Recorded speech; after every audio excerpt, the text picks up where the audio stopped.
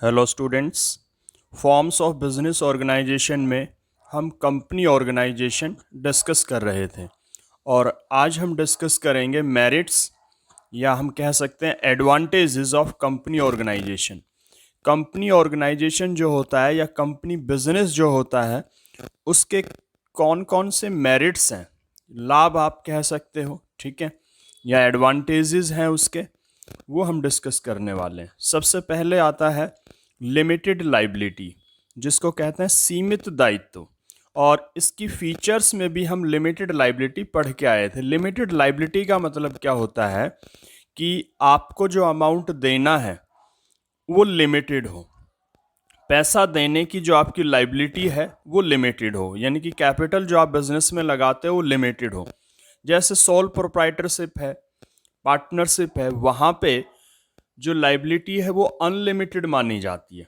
आपने बिजनेस में पैसा लगाया, बिजनेस में और रिक्वायरमेंट हुई या बिजनेस में लॉस हो गया तो आपको और पैसा देना पड़ सकता है, ठीक है। और कभी कभी तो ऐसी सिचुएशन होती है कि आपको अपनी पर्सनल एसेट्स बेचकर भी पैसा लगाना पड़ता है, तो यानी कि वहाँ पे लाइबिलिटी अनलिमिटेड मानी जाती है। लेकिन कंपनी के केस में जितने आप शेयर परचेज करोगे, जितनी अमाउंट के शेयर आप परचेज करोगे, उतनी ही अमाउंट आपको पे करनी है, उससे ज़्यादा पे नहीं करनी है। तो यानी कि कंपनी ऑर्गेनाइजेशन में आपकी लाइबिलिटी लिमिटेड होती है और हर कोई चाहता है कि भाई वो एक लिमिटेड, जो जितना उसके पास कैपेबिलिटी है उतना ही पैसा वो दे पाए। ज़्यादा अगर वो देता है तो उसके लिए मुश्किल होती है। तो इसलिए लोग पसंद भी करते हैं कि भाई कंपनी में जो अमाउंट है वो फिक्स होता है। मान लो मैंने 1 लाख रुपए के शेयर लिए तो 1 लाख रुपया ही मुझे पे करना है। वो कंपनी की मर्जी है कि वो उस पैसे को एक साथ भी ले सकती है, थोड़ा थोड़ा करके भी ले सकती है, लेकिन जितनी अमाउंट के शेयर हैं उतनी ही मेरी लाइबिलिटी होगी, यानी कि लिमिटेड लाइबिलिटी होती है। उसके बाद सेकंड आता है शेयर ट्रांसफ़र फैसिलिटी। ये भी फीचर्स में आया था। शेयर का मतलब जो हिस्सा, जितना हिस्सा हमने कैपिटल में लिया हुआ है, जितना पैसा हमने लगा रखा है अपने हिस्से का, ट्रांसफ़र फैसिलिटी, उसको हम ट्रांसफ़र कर सकते हैं। कई बार ऐसा होता है हमारे पास एक्सेस अमाउंट था, हम चाह रहे थे किसी बिजनेस में इन्वेस्ट हो और हमने किसी कंपनी में इन्वेस्ट कर दिया, यानी कुछ हिस्सा कैपिटल का हमने लगा दिया। बाद में कोई इमरजेंसी हो गई या हमारा मन किया किसी दूसरी कंपनी में पैसा लगाया जाए, दूसरे बिजनेस में लगाया जाए जिससे ज़्यादा अच्छे रिटर्न हमें मिल रहे हैं, या हो सकता है हमारे घर में कोई इमरजेंसी आ गई, हमें पैसे की ज़रूरत हो गई तो हम अपना पैसा निकालना चाहते हैं। बाकी बिजनेस में इतना आसान नहीं होता, लेकिन कंपनी के केस में आप अपना शेयर ट्रांसफ़र कर सकते हो, अपना हिस्सा किसी और को बेच सकते हो, आपका पैसा वापस आपको मिल जाएगा। तो यानी कि इसमें शेयर ट्रांसफ़र की फैसिलिटी होती है, इसलिए ज़्यादा लोग अट्रैक्ट भी होते हैं इन्वेस्ट करने के लिए। उसके बाद आता है कंटिन्यूटी, निरंतरता। इस बिज़नेस में कंटिन्यूटी पाई जाती है, उसके बहुत से रीज़न हैं। जैसे कि जो मैनेजमेंट है और ओनरशिप है वो दोनों अलग अलग होते हैं। किसी कोई भी मेंबर है, अगर उसको कोई प्रॉब्लम है तो उसका बिजनेस पे कोई अफेक्ट नहीं पड़ता है। किसी मेंबर का जो है फाइनेंशियल पोजीशन वीक हो गई घर में, तो कंपनी पे उसका कोई अफेक्ट नहीं पड़ेगा। जो पैसा उसका लगा हुआ है वो तो लगा ही हुआ है।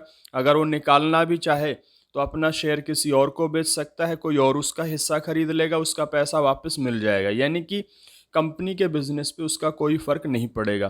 किसी की डेथ हो गई, ठीक है, किसी का जो है मानसिक रूप से कोई कमज़ोर हो गया, जिसको पागल होना कहते हैं, कोई भी सिचुएशन किसी मेंबर के साथ हो जाए, उसका डायरेक्टली कोई अफेक्ट बिजनेस पे नहीं पड़ता है। बिजनेस अपना एज इट इज़ काम करता रहता है, यानी कि कंपनी उसके मेंबर से अफेक्टेड नहीं होती है। इसलिए हम कह सकते हैं कि इस बिज़नेस में ज़्यादा कंटिन्यूटी पाई जाती है। बाकी जो सोल ट्रेड है, पार्टनरशिप है, उसमें अगर उसके ओनर को कुछ हो गया तो उस बिज़नेस पे सीधा सीधा उसका अफेक्ट होता है। Next, scope for growth and expansion. Scope का मतलब एक उसके पास क्षेत्र होता है, ठीक है, संभावना होती है ग्रोथ की। ग्रोथ का मतलब उन्नति, विकास। ग्रोथ और एक्सपेंशन का मतलब होता है विस्तार। तो इस बिजनेस में ज़्यादा स्कोप होते हैं, ज़्यादा संभावनाएं होती हैं ग्रो करने की और एक्सपेंशन यानी कि आगे बढ़ने की और फैलने की। और इसका रीज़न क्या है?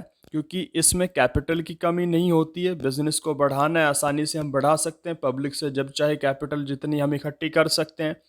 मैनेजमेंट हमारे पास पूरा सफिशेंट होता है, उसके पास पूरी कैपेबिलिटी होती है। मैनेजमेंट में अगर हमें कोई एक्सपर्ट चाहिए, प्रोफेशनल चाहिए, एक्सपीरियंस चाहिए, तो वो हमें मिल जाता है। और यहाँ पे मेंबर्स की लाइबिलिटी लिमिटेड होती है, तो मेंबर्स आते रहते हैं, कैपिटल बढ़ती रहती है।